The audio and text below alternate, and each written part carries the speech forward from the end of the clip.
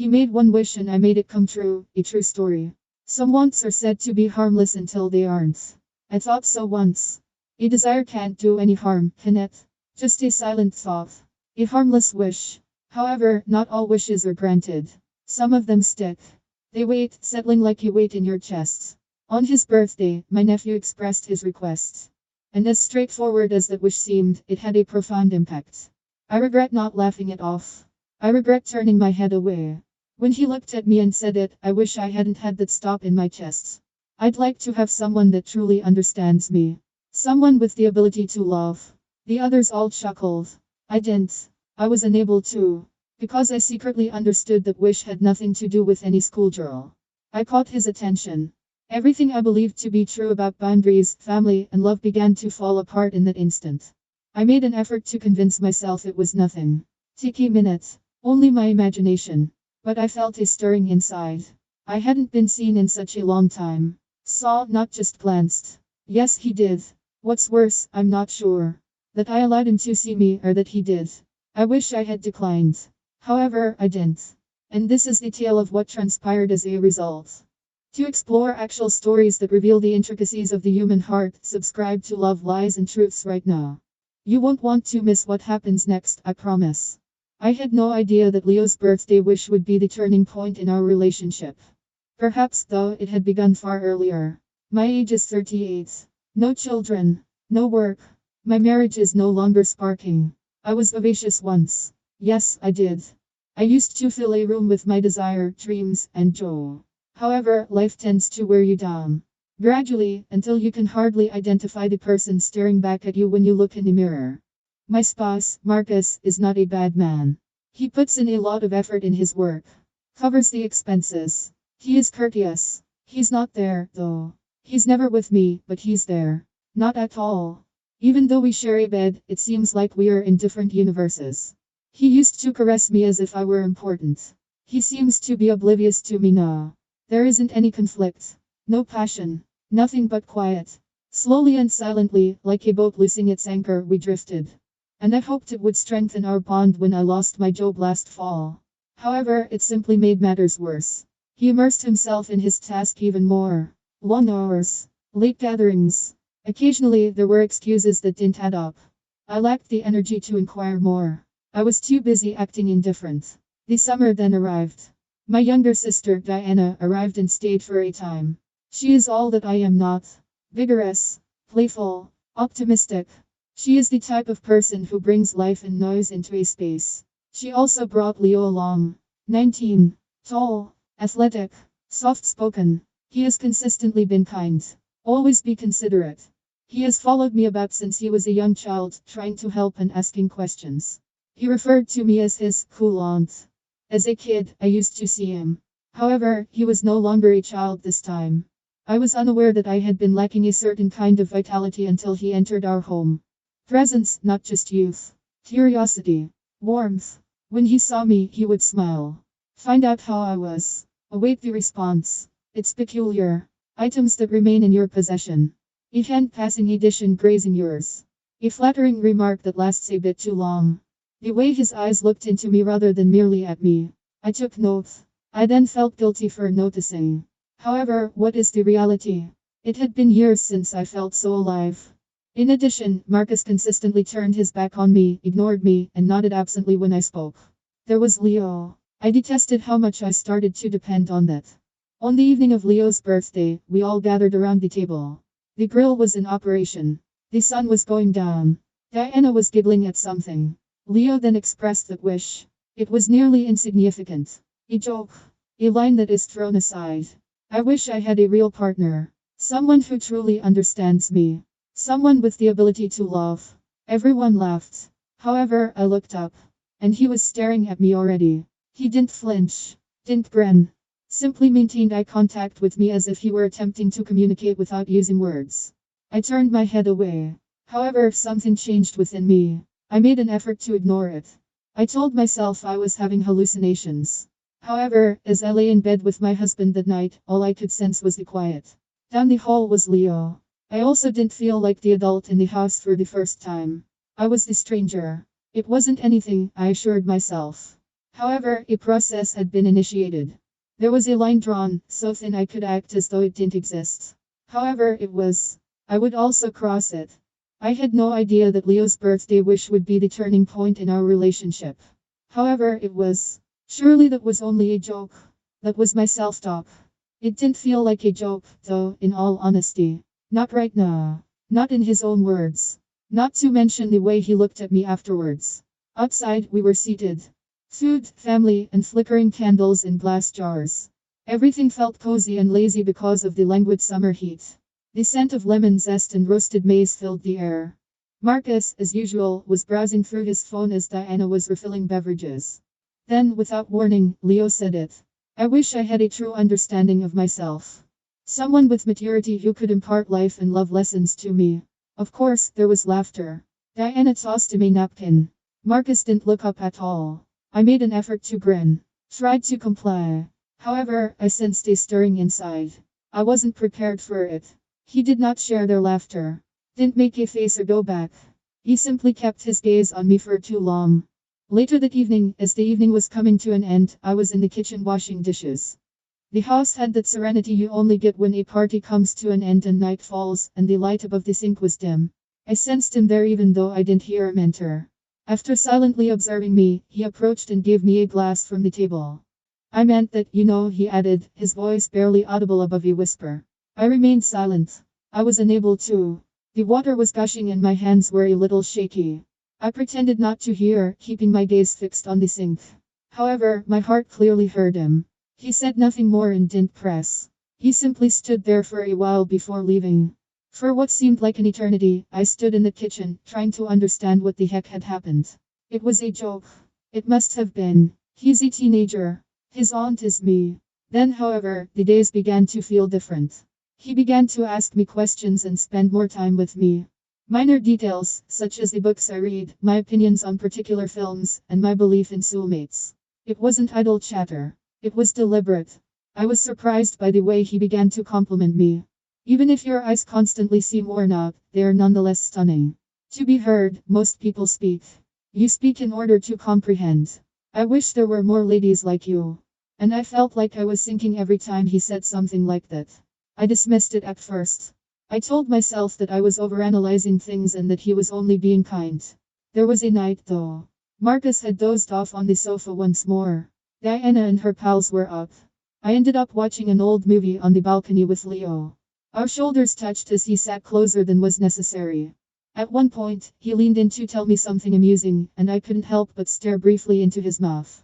However, I looked, and worse. I didn't immediately turn away. I had trouble sleeping that night. Beside my husband, I lay in bed and watched the ceiling fan slowly rotate. I told myself that my mind was playing tricks, that I was lonely, that I missed being wanted, and that I was just dreaming. Then the night in the kitchen arrived. I was unable to deceive myself after that. Surely that was only a joke. That was my self-talk. Until the kitchen that night. What's wrong with me? That must have been 100 times I asked myself. I sensed it every morning when I woke up. My chest ached dully. Something like guilt, but not quite. A sort of bewilderment that persisted just beneath the surface. I began to notice things that I had previously ignored.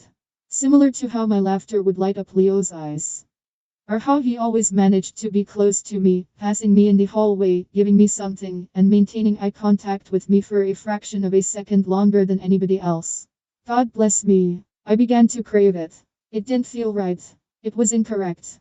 However, it was also a sensation I hadn't experienced in years, if at all. I didn't recognize who I was becoming when I looked in the mirror one morning. I took a closer look, though. I became aware that I was brushing my hair a little differently now. Putting on the dress that reminded me of the body I used to love. Applying lipstick. Even if it meant staying at home. Not for Marcus. If I came in a rubbish bag or a bridal dress, he wouldn't notice. Leo, however, saw. And that expression in his eyes became my life. That little flicker. Like I was a sight to behold. I reminded myself that he was now an adult. 19. Nearly 20. There was no line legally. But emotionally and morally. God. I was aware. However, I was also familiar with the sensation of being touched by someone's attention. To be desired. And it wasn't until I began to feel it again that I realized how long I had been without it. Marcus always strolled by me as if I didn't exist.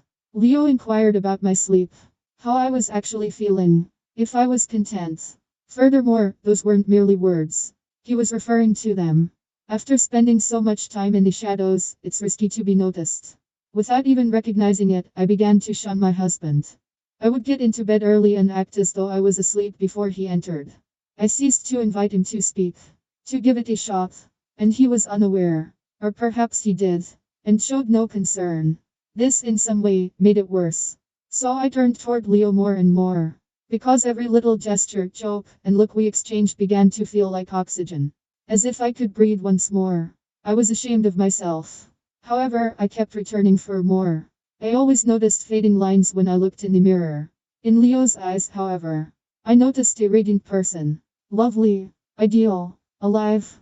One night, after everyone had gone to bed, that is, he rapped on the door of my bedroom. My bedroom door was knocked on. It was supple, hesitant. I hadn't heard anything so loud in weeks though. I didn't respond. I was unable to.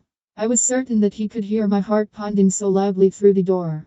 I waited for the sound of his retreating footsteps. Uncertain and slow, despite the fact that nothing occurred that evening.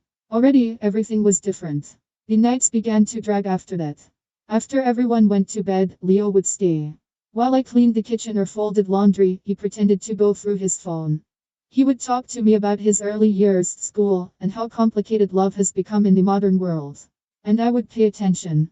God, his words were like water to me, and I had been thirsty for years. We would occasionally find ourselves side by side on the couch. Close, too near. Our chats turned into our little universe. When he passed a drink, he would touch my hand. When he handed me the control, he let his fingers linger for an excessive amount of time. At one point, neither of us moved when our knees met. For a whole minute, no. It had a fiery feel. Not in a dramatic, cinematic manner. However, in that slow-burning manner that sits in your stomach and creeps up your spine. Still, nothing took place. Not quite yet. Then the living room that evening. The illumination was low. In the background, a movie was playing softly. Something that can be forgotten. Something we'd both feigned interest in. I must have dozed off. And he was observing me when I awoke. Not merely observing or staring. My breath caught with this gentle, agonizing intensity. What? I said, just above a whisper. You're beautiful, he remarked, leaning in as if it were the most natural thing in the world. I remained silent. I remained motionless. I've always wished you were mine, he continued. The floor seemed to have fallen out from under me. With my heart pounding, I sat up and searched for the right words. Anything. However, my only thought was, how long had he been experiencing this? I had been allowing him for how long? Go to bed, I said. I spoke firmly. Chilly. It was the proper course of action. And he did. He didn't dispute. Simply gave a nod and turned to leave. But that night, I didn't sleep. Because I was haunted by the picture of him standing there, so confident, so open. I was tempted. I wished to forget it. However, I was unable to. What's the worst? I began to dream. I thought about how things may have turned out if I had met him earlier. Unless I was married. If he weren't my biological nephew. I began mentally reliving our exchanges. His praise. His gaze. His chuckle. And I became conscious of how I walked around him. When he stared at me, I tucked my hair behind my ear. How I chose somewhat better fitting clothes. It had the scent of my favorite perfume. How I slightly leaned in during his speech. I convinced myself that I was dreaming. That he was merely being kind. I couldn't think straight because I was too hungry for attention. I wasn't dreaming though. No more. The distance between us was getting less. Gradually. Daily. Still, nobody took notice. Diana had a lot going on. Marcus didn't know. And we were alone in that bubble. Our own small, peaceful world. I could stop at any moment, I assured myself. That I was in command. Until I wasn't. I remember every aspect of that night. The quiet before the storm, the brightness, the air. The evening had the feel of a motion picture. Too ideal. Too unsettling. As if something were going to happen. Even if you were unsure of what. Diana had spent the weekend away from home. A trip for work. Only 2 evenings. She had given Leo a cheat kiss. Threw me a casual. I appreciate you watching him. Then departed as if it had never happened. As if that were commonplace. Marcus was at a conference at work. He hardly mentioned his departure to me. After leaving a message on the counter, they vanished for 3 days. Suddenly, Leo and I were the only ones left. Within the home. By themselves. Since the morning, it had been pouring. The heavens were fully cracked open by sunset. The thunder rolled steadily and low. Like an admonition muttered under one's breath. We remained indoors. He prepared popcorn. A bottle of wine was opened by me. I told myself to have only one glass. Simply to unwind. We both seen the same movie a dozen times before. Something secure. Known. However, there was nothing secure about that evening. The power went out midway through the film. Complete blackness in a flash. Silence for a beat. Then he said, "I'll get some candles." And he did. He lit 3 little ones from the drawer in the kitchen. Everything was softened by the shimmering glow. The space seemed more intimate. Warmer. Closer. He took a seat nearer. Once more, our knees came into contact. I remained motionless. The silence was broken by the sound of rain pounding the windows. Then he started talking. He began discussing loneliness. About the difficulty of feeling invisible. Even in the presence of others. How funny it all seemed. School. Dating. Talking to girls his own age. No one really listens anymore, he observed. And I got it. God, I got it. I expressed my feelings to him. On certain days, I felt as though I were a ghost moving through my own existence. You deserve better than that, he told me, glancing at me. You've always done so. There was silence. The sort of silence that lingers and begs you to disturb it. He leaned closer. I didn't stop him either. I ought to have. I am aware of that. I should have gotten up, left, spoken, or done anything else. However, I didn't. I gave in to his kiss. And I sensed it when he put his hand on my face, moved it to the back of my neck, and drew me in closer. My long buried ache suddenly burst like floodgates. It was not intended to occur. I wasn't meant to experience life again. However, I did. And, please pardon me, I didn't feel like a wife during those times. Or an aunt. Or someone who ought to be more aware. I had a sense of belonging. Observed. Cherished. And I lost everything when he touched me. My union. My sister. I had every reason to put an end to this before it began. I just knew that it had been years since I had experienced such intimacy. I didn't want it to end either. Everything changed that night. And I wish I could say that was the end of it. However, it didn't. To ensure you don't miss the next twist, subscribe to Love, Lies and Truths. The following morning, everything were different. He gave me a smile as if nothing had changed. As if nothing had changed beneath our feet.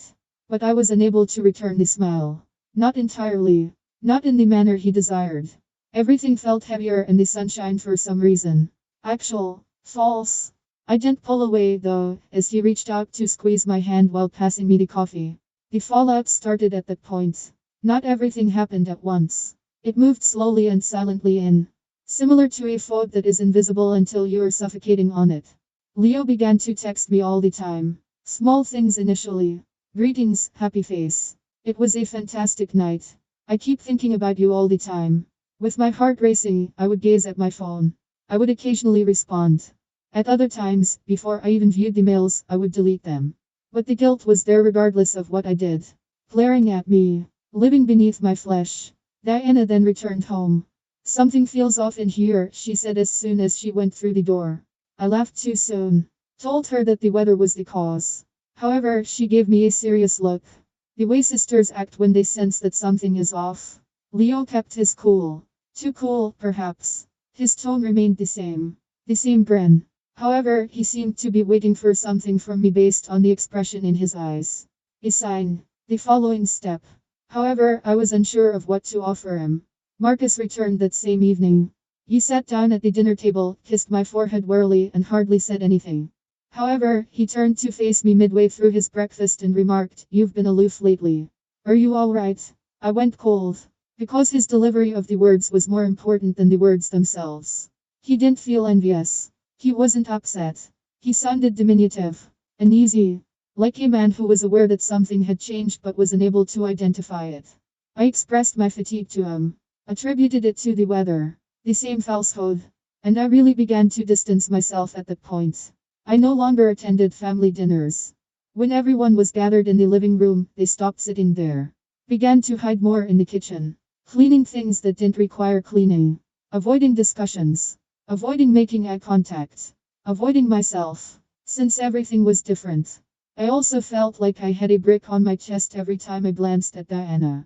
I would nod, smile, and say all the appropriate things when she discussed Leo's goals, aspirations, and college plans. Every statement pierced my innermost being. From the other side of the room, I observed him and the way he stared at me when no one else was around. I would occasionally peek back. But suddenly there was stillness in the distance between us. A thick, suffocating quiet that neither of us could resolve. Diana entered the kitchen one morning with coffee in hand and said, "Hey, Leo's got a college tour next weekend," just when I thought everything had calmed down and that I might be able to let this go softly without ruining everything. "I'm unable to accompany him. Instead, would you mind taking him?" I gave her a look. All I could think was that Diana had asked me to accompany Leo on his solo college tour. Not just my sister was betrayed by me. I had betrayed myself. I heard those words again and again. Within the vehicle. While taking a shower. Wondering how I let it to get this far, I lay awake in the middle of the night and stared at the ceiling. There was no justification. There was no tidy justification that could reverse my actions. What we had done. Nevertheless, his face would appear in my thoughts like a ghost each time I attempted to ignore it, put it aside, or act as though it had never happened. Those eyes. That evening. He regarded me as though I were something special. However, fancy is cruelly pierced by reality. Particularly when you're standing in a parking lot on a college campus and you see the lad who murmured, "I was beautiful," smile softly at a girl his own age. I shouldn't have been shocked. He is young, attractive, vibrant. And why wouldn't that appeal to a girl his age? Why wouldn't he find her attractive? Her eyes were sparkling, vigorous, possessed the reckless assurance that only young ladies possess, as if the world had not yet wounded them. She said something that made him chuckle, and I saw it. Seen her stroking his arm, saw him release her, and something inside of me exploded. Not out of rage, but in embarrassment. That twisted, unsightly humiliation that makes you want to vanish. I tried to keep my face motionless as I stood there with my arms crossed. I'm trying not to feel. Nevertheless, jealousy intruded. And loathing right behind it. At him, at myself, at everything we've allowed to occur. Was he merely going through a phase? A dream? An exhilaration? Was I mistaking attention for love? Was this my final chance to feel wanted before everyone stopped focusing on me? What did I really want from him? I kept questioning myself. Was it affection? Or was it only the appearance of love, encased in the cozy radiance of being noticed, heard, and wanted? Because even the wrong kind of attention feels like salvation when you've been touched for a long enough period of time. I considered coming clean. Diana was informed.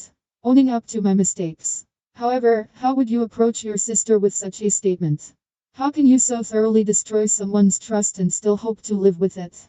When there are other people around, how can you look your husband in the eye and tell him that your loneliness led you to meet someone half your age who calls you auntie? I continued to review it in my mind. Again and again. How I would begin. What I would say. However, I never had the opportunity. Because Diana discovered Leo's notebook just when I thought things couldn't get much worse. How would you have responded? Really? I'd like to know. Have you ever taken a decision that you later realized was incorrect? But did it feel right at the time? Yes, exactly. Everything else was silenced. Reasoning, shame, reason, even affection. Because I experienced the same thing. Since then, I've spent every day attempting to interpret it. Attempting to comprehend how something so transient could result in such a profound fracture. Not only in my union. Not only among my family, but within me. Tell me what you think, assuming you're still listening. Tell me whether you have ever stood on a line with your toes curled at the edge, your conscience pleading with your heart for something else. Post your opinions and suggestions in the comments section. You never know who might need to read what you have to say. Please remember to like, share, and subscribe to Love Lies and Truths if you don't want to miss our next story about entangled hearts. Because these are not just my stories. We own all of them. Tales of truth, love, remorse, and temptation. Each syllable in the narrator's now quiet, solemn voice is weighed with experience. Love is a complex thing. Sloppy, lovely, risky, but the agony of stepping across boundaries we can't get back. That endures forever. Leo went on. He did, of course. He is young. The world continues to unfurl before him. I still occasionally see him in pictures. Diana's social media accounts. Grinning. Bright. As if he didn't know what he brought with him that evening. However, I am aware. Because I was never able to regain the version of myself. The one that could get a good night's sleep. The one who had faith in her own image. The interpretation that held that loyalty and love were inseparable. I now live with my decisions. Not all days are intolerable. On certain days, I even momentarily forget. However, the burden never goes away. Not at all. And I'm sharing this story now for clarity rather than seeking forgiveness. For someone poised on the edge where I used to be. Because you might, just might, back off if you hear what happened to me. Not forward either. The wounds we inflict on ourselves can occasionally be the most profound.